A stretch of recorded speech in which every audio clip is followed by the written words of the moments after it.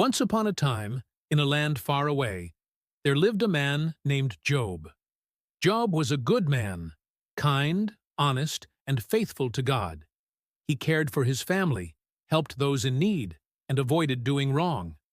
On top of that, Job was incredibly wealthy. Thousands of animals, plenty of land, servants, and a large, happy family. Life was good for Job. But in heaven, something unusual happened. God was meeting with his angels, and Satan came too. Satan challenged God, saying, "Of course Job loves you. His life is perfect. Take away everything he has, and he'll curse you to your face." God knew Job's heart, so he allowed Satan to test him, but with limits.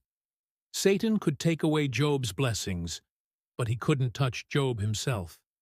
And just like that, Job's peaceful life was shattered.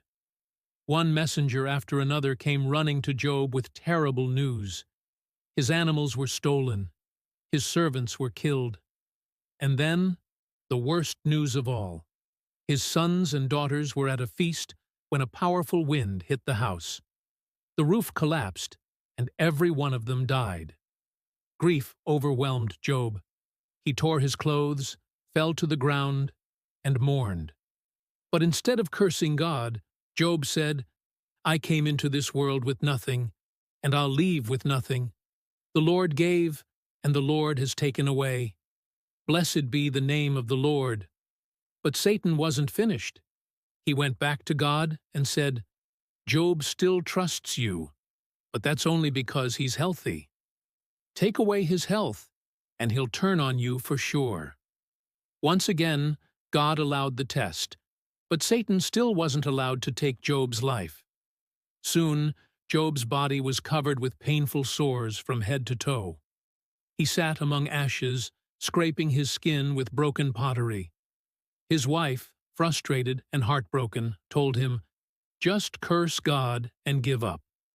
But Job answered, "Should we accept only good from God and not trouble?" Even though Job was suffering, he still held on to his faith. But that didn't mean he had answers.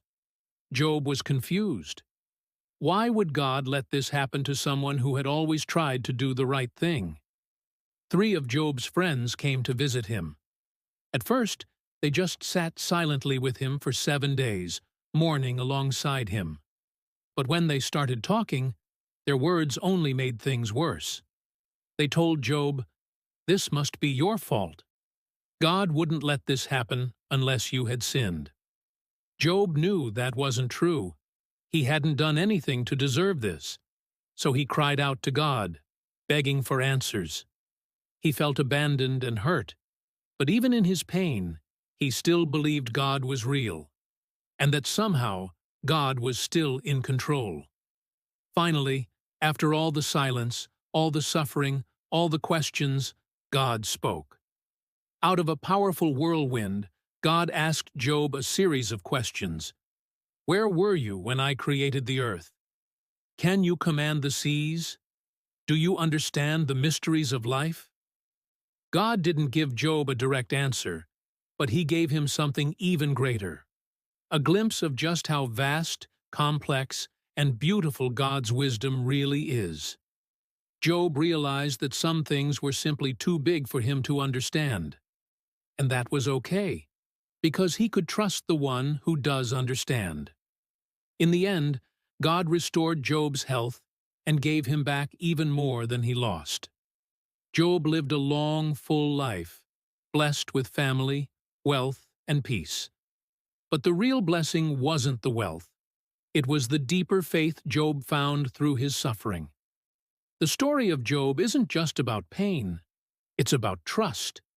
It's about holding on to faith, even when life doesn't make sense. And it's a reminder that even in our darkest moments, we are never truly alone.